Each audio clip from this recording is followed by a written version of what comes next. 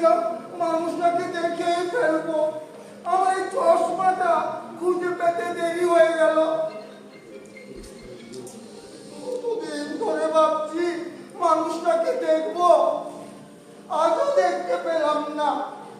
ও মানে সে মানুষটা আবার এসেছে। হ্যাঁ, চিৎকারটা কেমন যেন দেওয়ালে ধাক্কা খেতে খেতে অনুরণিত হতে থাকে।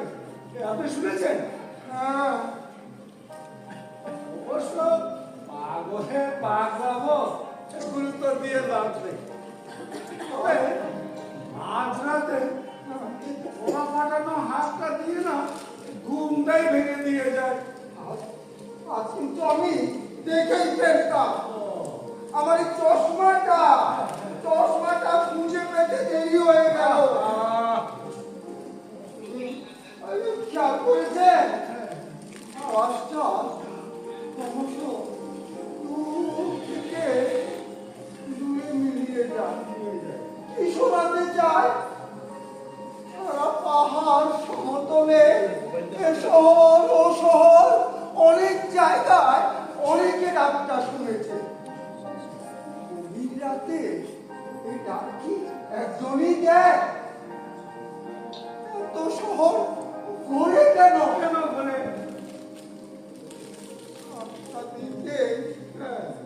হাতটা দিতে পারার কুকুরগুলো ঘেউ ঘেউ করে আবার থেমে যায়, আর সে যে কোথায় চলে যায় কেউ বুঝতেই পারে না। আমিও শুনেছি অনেক শহরে এই গভীর রাতে এই একই চিৎকার করে বলতে শোনা যায়। হ্যাঁ, আর আমার শ্বশুরবাড়ির এলাকাতে তারাও বলেছে গভীর রাতে ওরাও নাকি একই হাঁক শোনে। এই ব্রহ্মপুত্র, এই বরাক, দুই উপত্যকাতে এই একই মহিলা ঘুরে বেড়ায়। আর কোনদিন যে কার ঘুম ভাঙবে এই ও মশাই চিৎকার শুনে কে জানে। এই চিৎকার আমি তো শুনেছি সেই তরুণ বয়স থেকে। অনেক বছর আগে এই চিৎকার শুনতাম আমি পুরুষ কণ্ঠে। হ্যাঁ, বাংলায় বলতো ও মশাই শুনছেন। আবার আবার কখনো ইংরেজিতেও কিসব বলতো। সে কি বলে? পুরুষ কণ্ঠে? হ্যাঁ, ইংরেজিতেও? হ্যাঁ, কিসব বলতো সেগুলো বোঝা না গেল কোথাও যেন রাগ অভিমান প্রকাশ করছে, তা স্পষ্ট বোঝা যেত।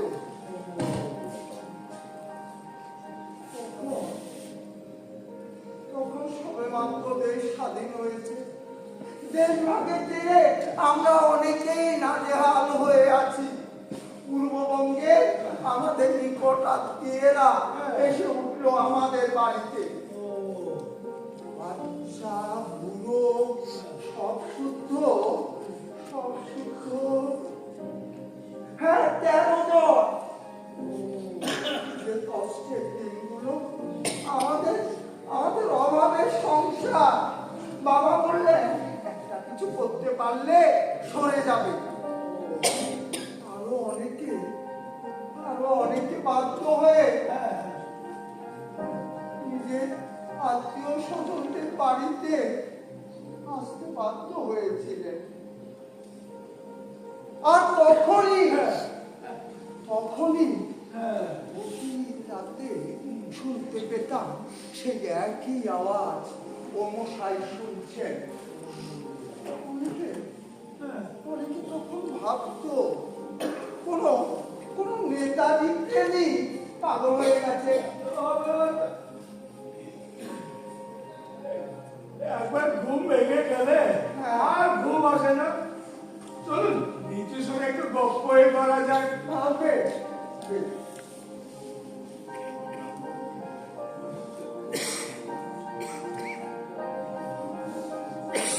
ছেলে বৌমা টের পেলে আবার রাত দেখাবে আর বলবে অত রাতে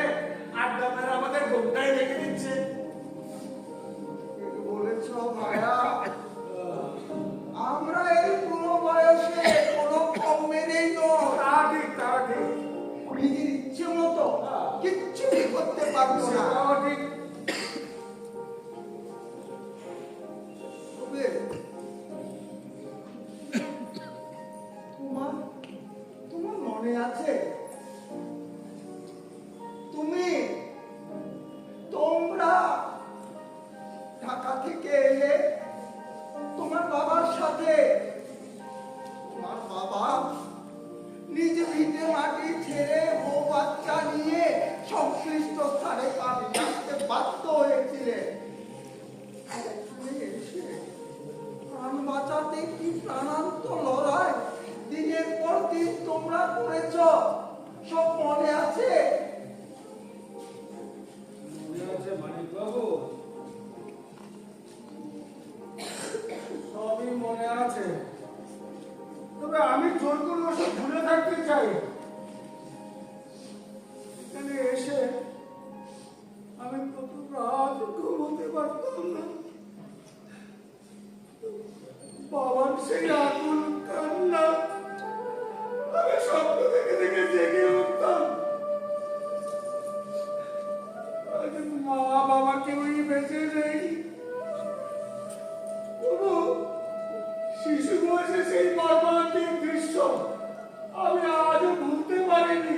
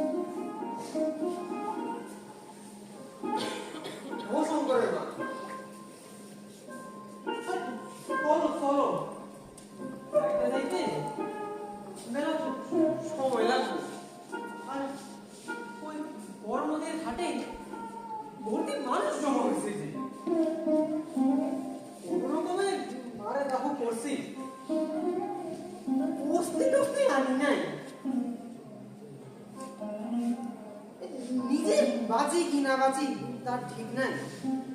আবার কখন যে কি হয়।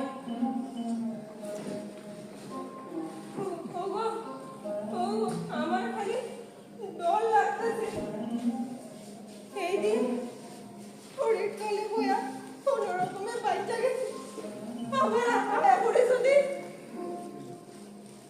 আমি কি করুন কিছু বুঝতে পাইতেছি না। ওই লক্ষ্মীরা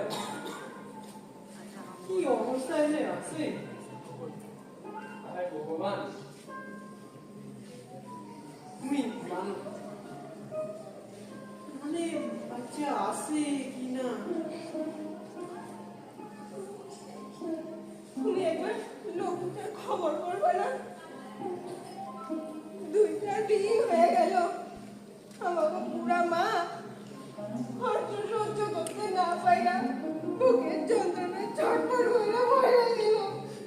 এই আরা করছি সব টাকাই মান সব সব উল্টে হয়ে বইয়া দিচ্ছে দেখাও দেখে না আর তুমি কইতাছো খবর করতে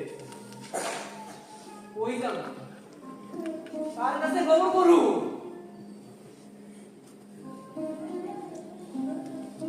চলো চলো তুমি জামা বদলাইবে না মাইসে যদি খারাপ হোক। ও জলে ডুবতে আইছি শঙ্করের মা আমরা নিজে বাসি কিনা দেহ সত্যি উঠে যাবো আরে চলো চলো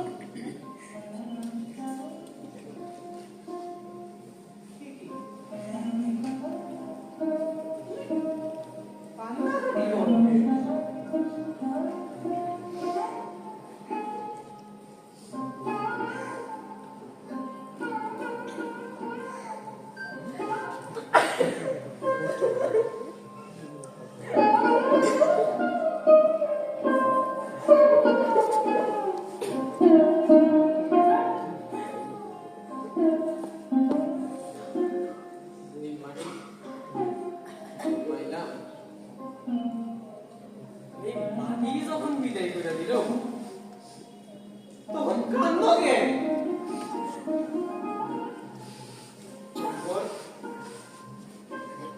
ময়না চল রে বাবা চল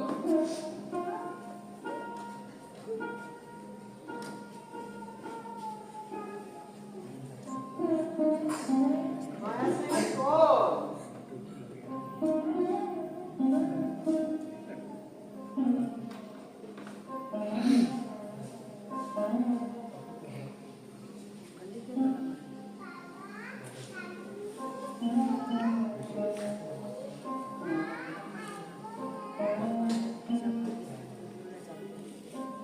আরে মা তারা আর আইব না ওগো বুঝিটা বাচ্চা আছে কিনা কে জানে। চলো ভোর হওয়ার আগে নদী পার হইতে লাগবো। আমাকে গ্রামে সব গেছে গে ঘরে আর নাও পাওয়া যেত না। চলো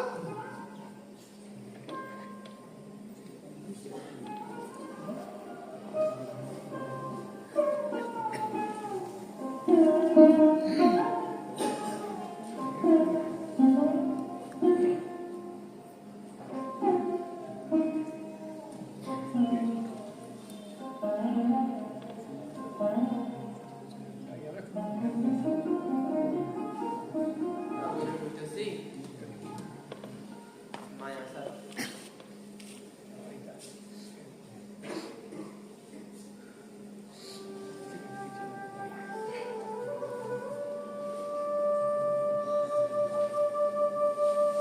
আগরে কইতাছি মায়া স্যার দে এই ঘর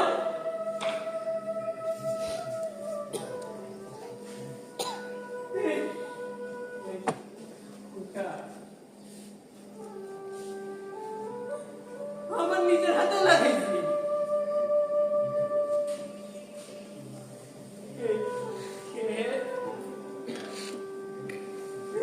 মরিচ গাছ আমার কত পরিশ্রমের ফসল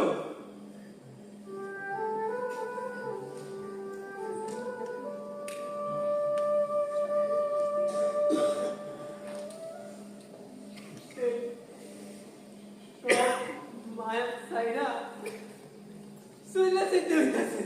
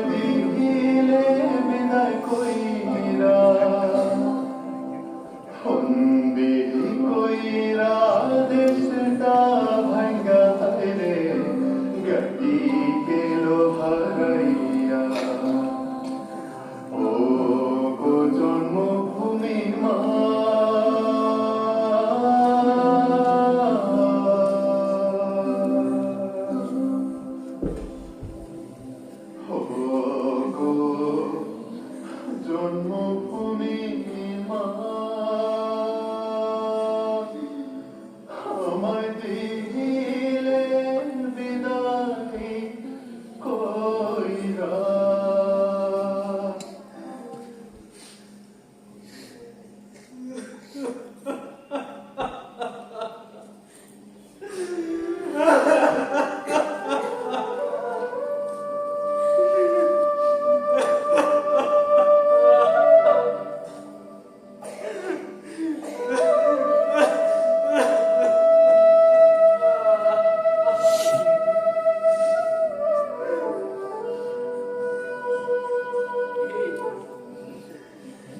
এই আমার জন্মভূমি, এই মাটি সোজা বন্ধ করা, আমি বাঁচুম কি কইরা?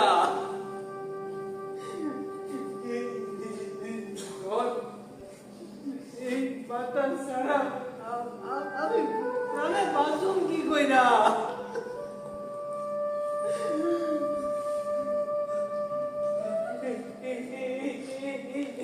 মাটি আমার জন্মভূমির মাটি।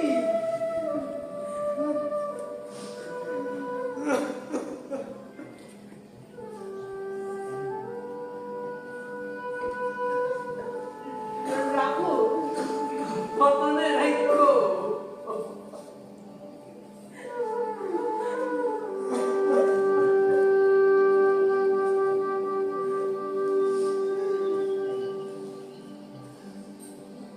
মাগো, এই গো মা, জন্ম দিছি না কিন্তু তাই দিলে না গো মা,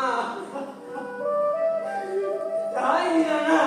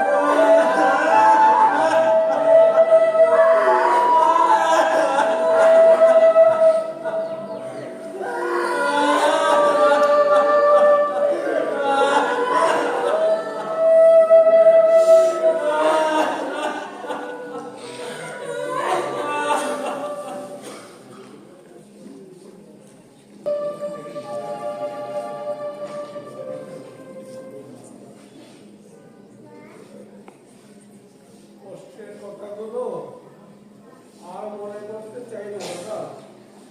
এখানে এসে আমরা প্রথম সেই শরণার্থী শিবিরে ছিলাম। আপনি সমস্ত কিছু দেখেছেন নিশ্চয়ই? হ্যাঁ, দেখেছি। শরণার্থী শিবিরের আমি ভলান্টিয়ার হয়েছিলাম। তাই? হ্যাঁ, দেখেছি সামাজিক রাজনৈতিক বঞ্চনা, হতাশা, প্রতারণার কষ্টকর সব দৃশ্য। একদিন শিবির উঠে গেল, অসহায়ভাবে কেউ মারা গেল, কেউ ভিখিরি হলো, কেউ কোন রকমে দিন গুজরাট করতে থাকলো। এই দুর্যোগ কালে ভারতের আসাম, পশ্চিমবঙ্গের সামাজিক অর্থনৈতিক পরিকাঠামো ভেঙে গেল। আর তখনই গভীর রাতে শুনতে পেতাম সেই একই চিৎকার, ও মশাই শুনছেন। অনেকে কৌতূহল হলো, গুয়াহাটি, ডিব্রুগড়, যোরহাট, শিলচর বিভিন্ন শহরে গভীর রাতে শোনা যায় সেই একই আওয়াজ। তুমি দিনের বেলা লোকটাকে তো দেখা যায় না, কোথায় থাকে? আর আর রাত্রিবেলায় বা থেকে যায় কেন?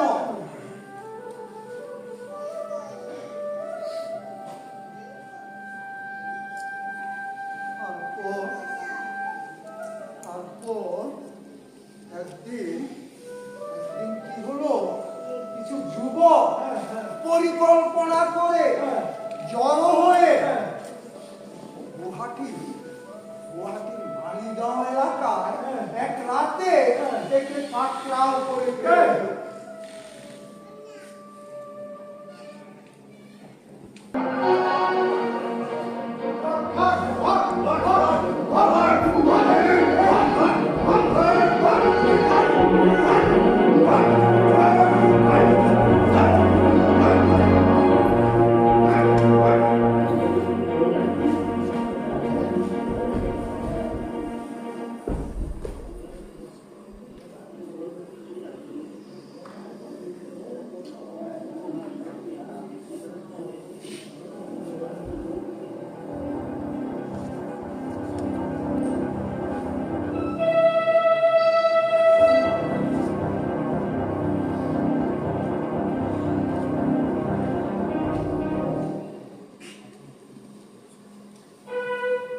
লোকটা মনে হয় সশস্ত্র বিপ্লবী ছিল। পুলিশের মার খেয়ে পাগল হয়ে গেছে। কি তুমি বিপ্লব করেছিলে? দ্বিতীয় বিশ্বযুদ্ধে আমার দেশে মিলিটারি মেজর ছিল আমার। কোনো অনুশোচনা চলছে, মানুষ মেরে অনুশোচনা হচ্ছে।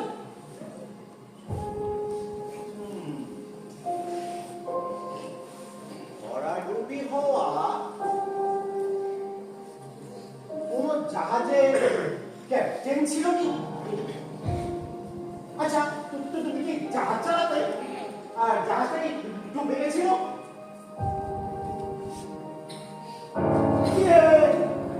কিছু বলছো না যে?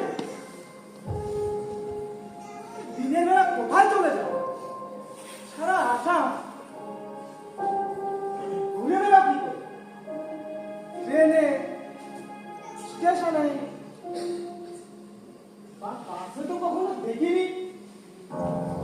আর শুনছেন বলে কি শোনাতে চান? বলুন, আপনি কি শোনাতে চান? বলুন, বলুন, আমরা শুনবো।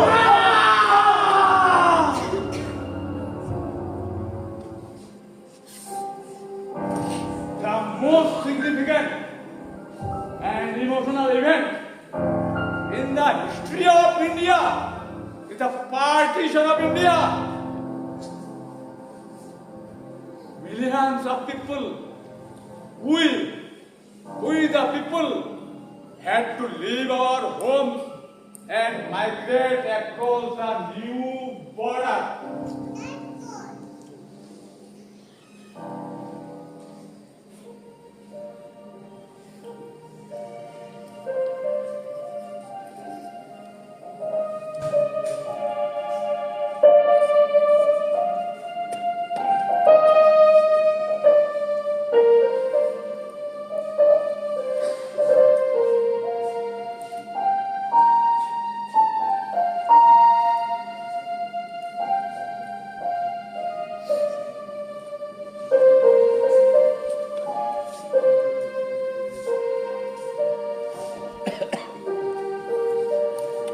The true revolutionary is guided by great feelings of love.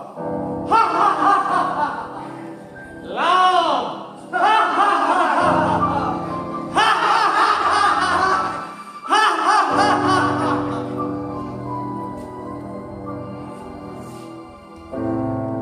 Shame me, Vara.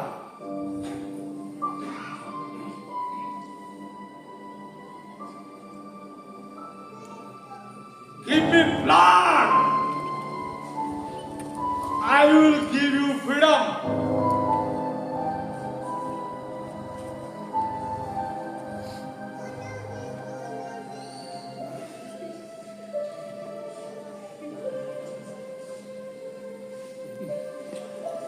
ও মশাই, শুনছেন?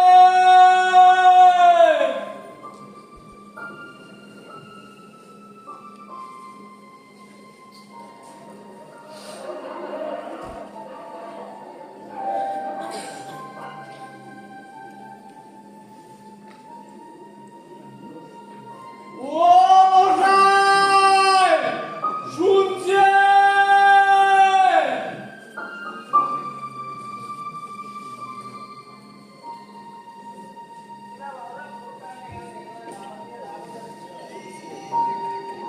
ও মশাই, শুনছেন?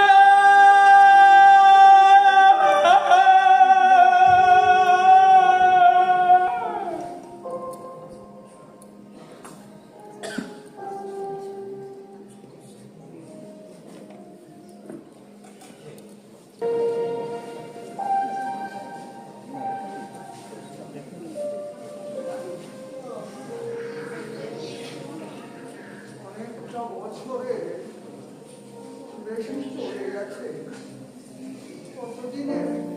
কতদিনে আমাদের জীবনে অনেক বদলে গেছে। অন্য চেতনা, অন্য মূল্যবোধ নিয়ে অনিষ্টতা ভরা জীবন। নতুন পরিস্থিতির সাথে আপোষ করাই কাজ। মানবতা, মূল্যবোধ, এগুলো এখন যেন বোকা বোকা মানুষের জন্য।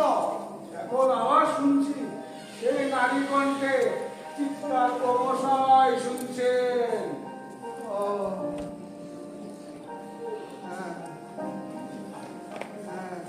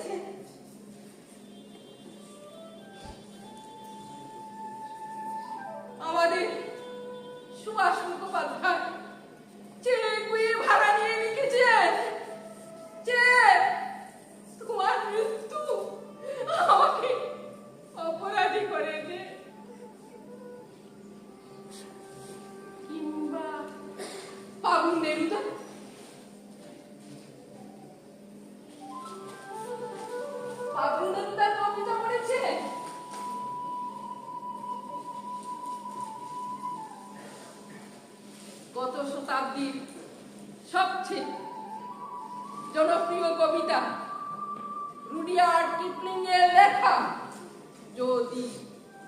যদির মতো ভারত ভূমি শতাব্দীর সবচেয়ে ও জনপ্রিয় বেদনাদায়ক ইতিহাস দেশভাগ উদ্বাস্তু এই নিয়ে কখনো কবিতা ভেবেছেন? না না না না, আমি কবিতা তো ভাবিনি। অন্য কিছু আমি বেশ বুঝবো। বলুন বলুন, আপনি কি বলতে চান?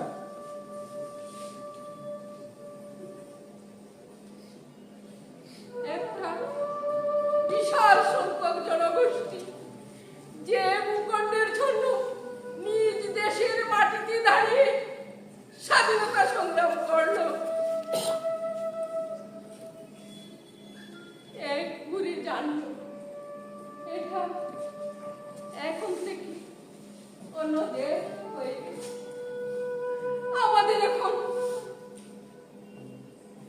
এখান থেকে সবাইকে চলে যেতে হবে।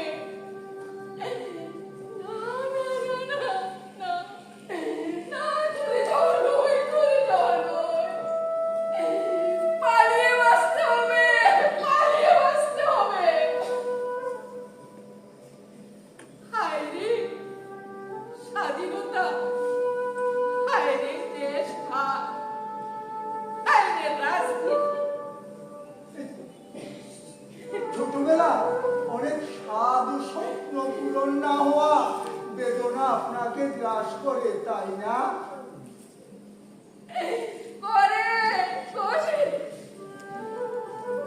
নিশ্চয়ই করে।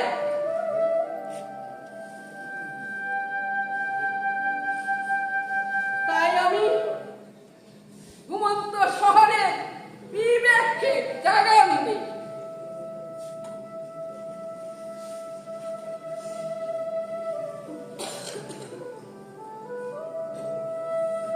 ছেলে মেয়ে নিয়ে অকুল সমুদ্রে মরতে মরতে আবুডুবু খেয়েছেন কখনো? খেয়েছে? না খেলে বুঝবেন না কল্পনা,